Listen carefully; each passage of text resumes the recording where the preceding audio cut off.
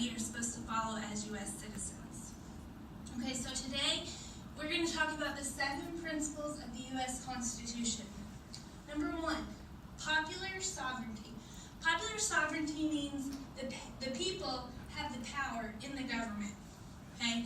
When our founders were creating a new framework for the United States, we had just come off a battle with Britain and a king who was very controlling and gave the people little to no power. So the first thing that the framers wanted to establish was a government ruled by the people.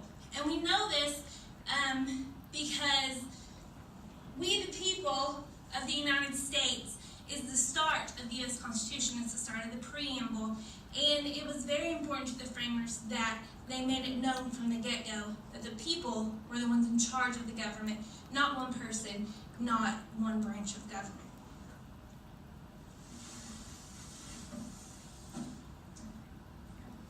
Okay, principle 2 is republicanism. Republicanism is the people exercise their power by voting.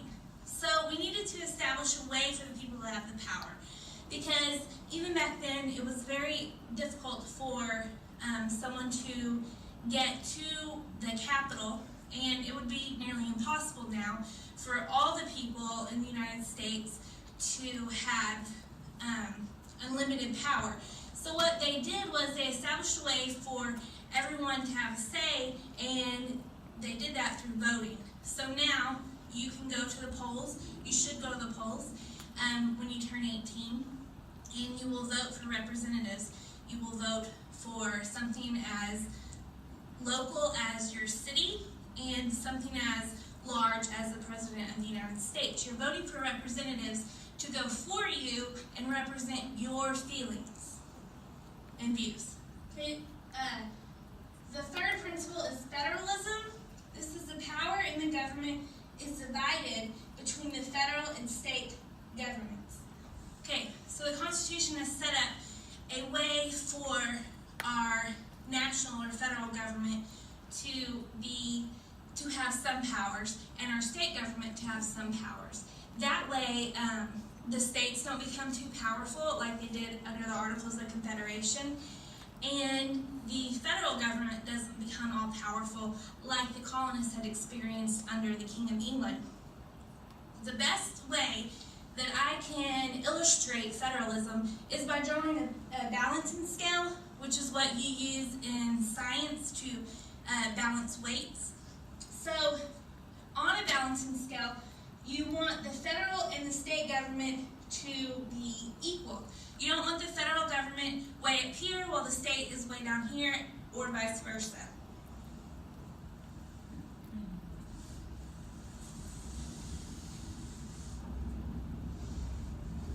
Principle 4, separation of powers. Each branch has certain jobs. No one branch has all the powers. Okay, so the first Constitution that we have in the United States after the American Revolution were the Articles of Confederation. And under the Articles of Confederation, we established only one branch, the legislative branch. It did not work out the way we had hoped. We were trying to keep the government from becoming too powerful, and in doing that, we made them completely weak, and the states had all the power, and it just didn't work out.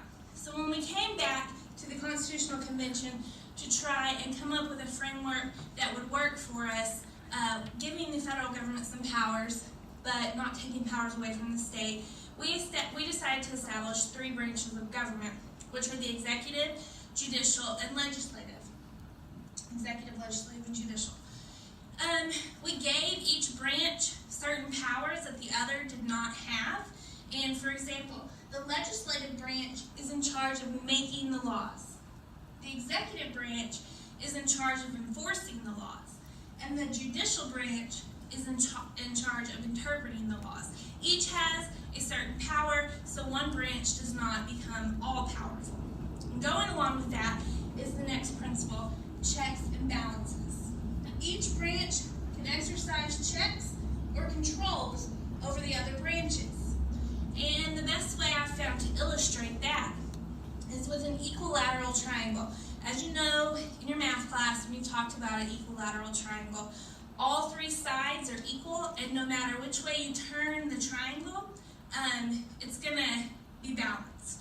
And so that's kind of the idea behind checks and balances. No matter which branch you're looking at, they have certain powers, but they're not all powerful. For example, the executive branch will be the branch that chooses the judges for the Supreme Court. But the legislative branch has to vote and approve those, so they're checking each other. The legislative branch will create a law, but then it has to go to the executive branch, the president, and he has to approve it or he can veto it.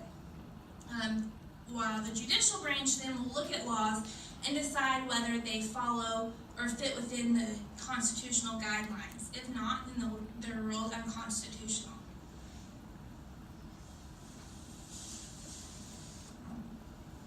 Okay. The sixth principle is limited government. This simply means that everyone must obey the laws. And since I'm not an artist, the best way for me to illustrate that was with a no sign. You see those, no smoking, no diving, and that type of thing. But everyone, from the top, the president, to your grandma, have to follow the same laws. That keeps anyone from becoming a tyrant like King George had become when the American colonies were under British control.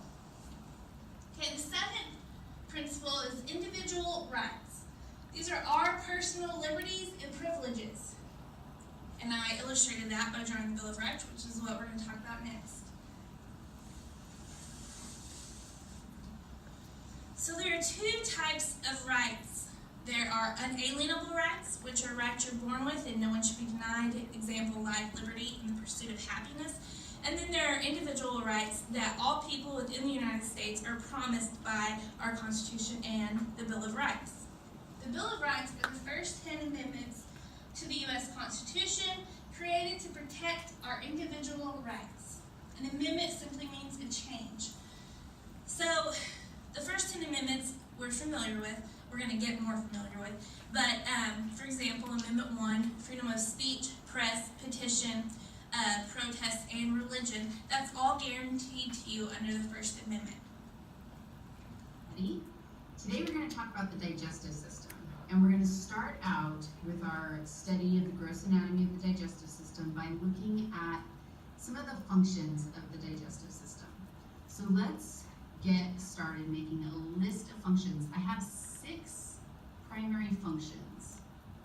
And I can't help it.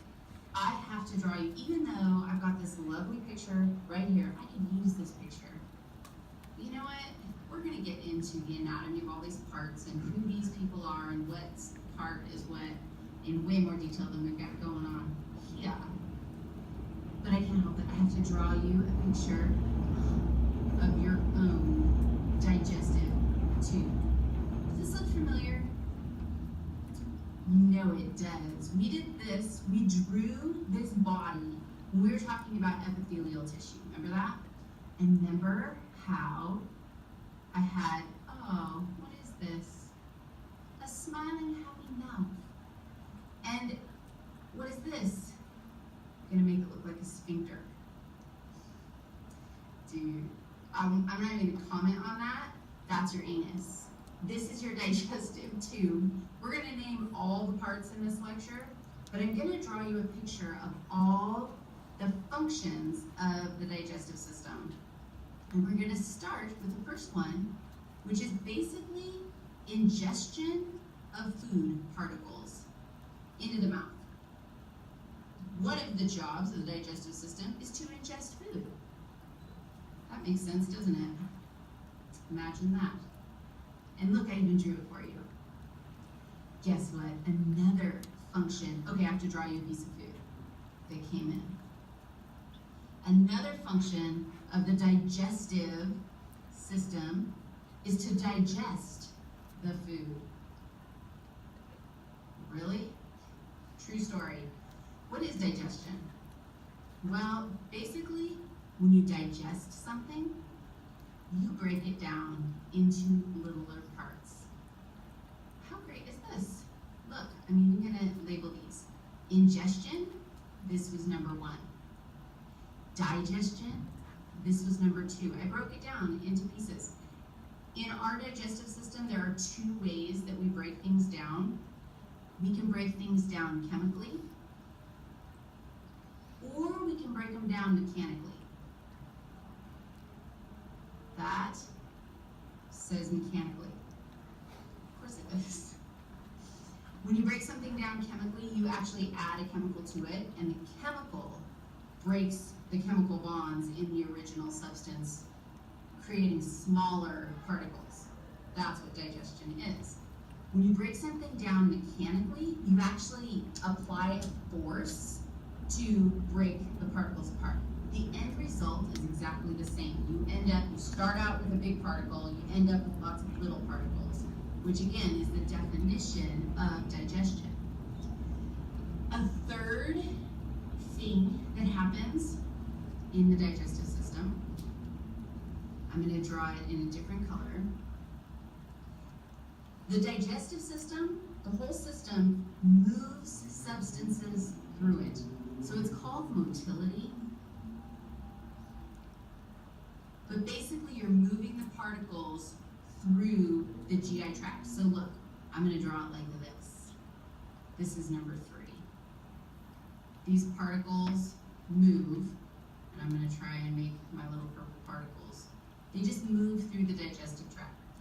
As we examine our entire system, we're going to see different parts of the tube, and we're going to name all those different parts of the tube. And we'll notice that different parts of the tube have different functions, like different things are happening in each of the parts, but we have to move the food through the tube in order to get from the start to the finish, which makes complete sense. We also have, I love this one. Another function is secretion.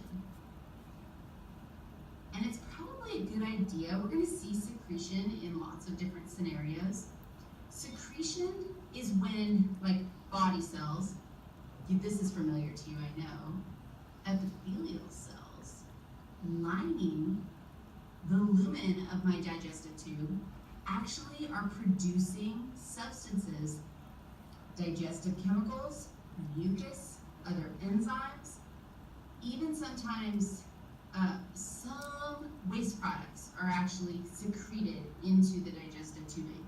But when a substance is moved from the inside of the body into the outside, into the tube, that process is secretion. Are some of these familiar? They're totally functions of epithelial tissue, which is what the tubing is lined with. All right, number 5. Why are we doing all? Why? Digestive system. Why? Because you're hungry. Your cute little cells are starving. And so another function of the digestive system is absorption. Again, hopefully familiar, because this is actually a function of the epithelial tissues themselves. So once you break down your chemicals, your food, it's digested into smaller pieces. What is the point of breaking it into smaller pieces in the first place? Well, your cells actually cannot use the hamburger directly. Your cells have to use the molecules in the hamburger. They can't make energy that you can use out of an entire hamburger. So break it down. Don't leave it in the tube, because guess where the tube is going? Yeah, that direction. Anything you leave in there is going to end up in your toilet, hopefully. It's your toilet. I don't really want to think about that too much. But anything that we want, we better get it out of there through the process of absorption. That's handy. And then anything that's left over, yes, the things that are left over. So we're gonna take the little purple squares, and anything that's left, we are going to eliminate. Elimination. Interestingly, the way we eliminate stuff in the digestive system is by going poo-poo through the anus. So literally, diarrhea. Diarrhea is awful because, it's a huge issue if you have diarrhea and you can't get it under control, because you actually are going to poop out all your nutrients. You're going to eliminate all of that stuff before you can absorb the good stuff. You can't absorb the water back in, you can't absorb the nutrients back in, because you are pooping it out so fast that it is gone before you can absorb it. Those are all, that's a big picture overview of our functions of the digestive system, and now we're going to break down each individual part of our tube and talk about the unique features found in that part of the tube and some of the anatomical features and then some of the functions in each part. Hello AP US History students, this is Mr. Goyette with National University Virtual High School reviewing for you some information you'll need to review for Unit 5 to prepare for the quizzes, exams, and of course the final we'll be taking this week as well for the course. I'm going to review some information for the 1920s, the Roaring 20s, from the Flappers to Consumer-Oriented Society, the American Family, Harding and Coolidge's presidencies. So let's begin with Consumer-Oriented Society of the 1920s. You can follow along with me on page 722 for this information. In the 1920s, consumer-oriented economy emphasized advertising, chain stores, and installment plans. They all became critical ways of keeping consumers coming back.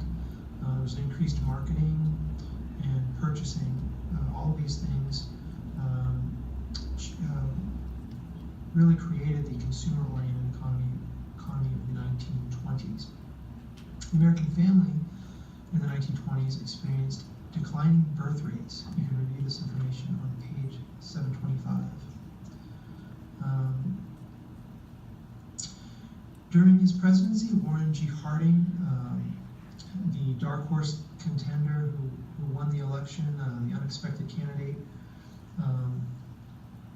he lacked the capacity to govern very effectively, and he delegated a lot of his power. So he brought on some good team members into his cabinet, but he also brought on some members who proved to be scandalous members of his presidential cabinet.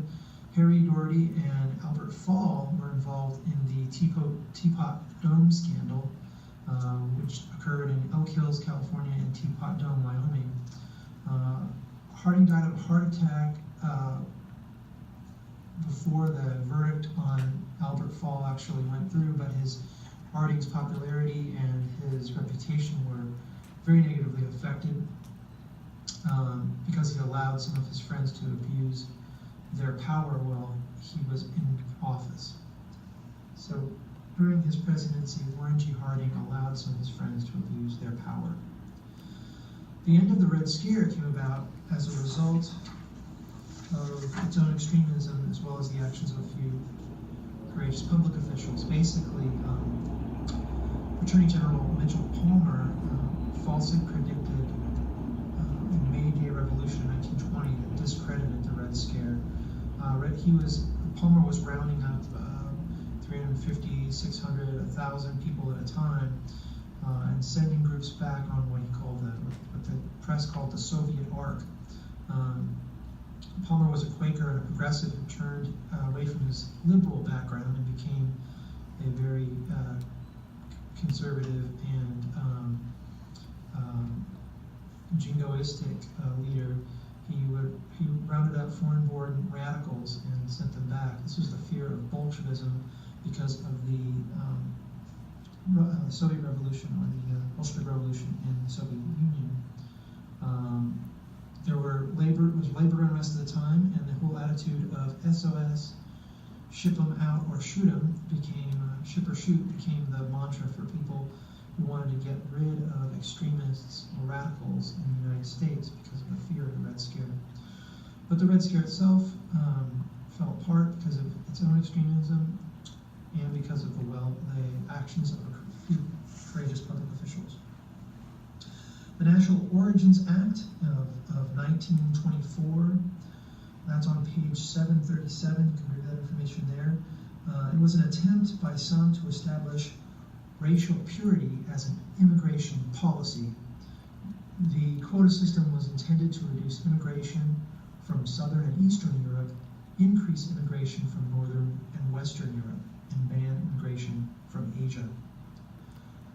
The Scopes trial, or the Scopes monkey trial as it was called, indicated that traditional rural religious beliefs were stronger than ever, and certainly stronger than many in mainstream media had imagined.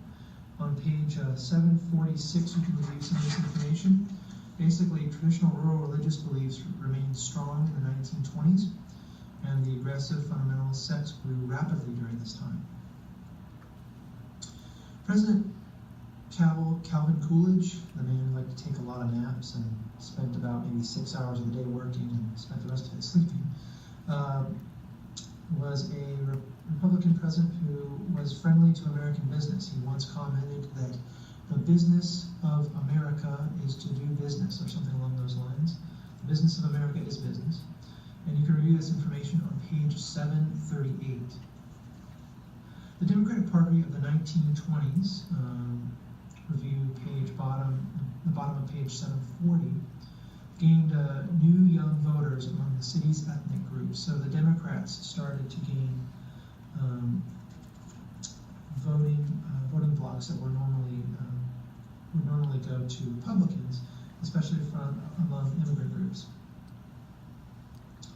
Republican policies in the 1920s favored high tariffs, low taxes, and cuts in government spending. You can review this information on page 739. In the 1920s, American agricultural lobbies succeeded in passing higher tariffs for some crops, and this is on page 739 as well. Herbert Hoover's solution to the Depression was to provide some federal help for farmers and bankers and leave relief for poor to private charities and voluntary organizations. You can review this on page 754. You'll want to come back to this page for some of your essay questions where you're asked to compare and contrast FDR's policies and Hoover's policies. Hoover asked Congress for the Federal Farm Board and the Reconstruction Finance Corporation to loan federal funds to farmers, bankers, and businessmen. Again, page 750. The purpose of the Agricultural Adjustment Act was to raise farm income by restricting production. You will hear that a lot of farmers not only killed off their crops or stopped growing crops altogether during this time in a panic to try to bring prices back up, but they also killed a lot of their livestock because there was this acknowledgement that because of the glut or the enormous amount of product on the market, it was driving down prices. You can review this information on page 758. The significance of the Works Progress Administration, or the WPA, was that it funded a variety of projects, and this is that whole idea that a lot of people were depressed, scared, or fearful about the Great Depression, didn't know what was in store for the American economy, for the American country in general, and there was a lot of fear there. And when you think and worry and become sedentary on the couch, you don't end up doing much. So the idea of the WPA was to get people to work, and it funded a variety of projects, including theater, writing and arts, as well as buildings and parks. So you can review this on page 759. The WPA intended to put people to work so they could maintain their skills. Harry Hopkins, a social worker, was in charge of this project, and he survived, as the textbook comments, almost entirely, as it seemed, on black coffee and cigarettes. He's quite the smoker. The New Deal handled past inequalities, to minorities by,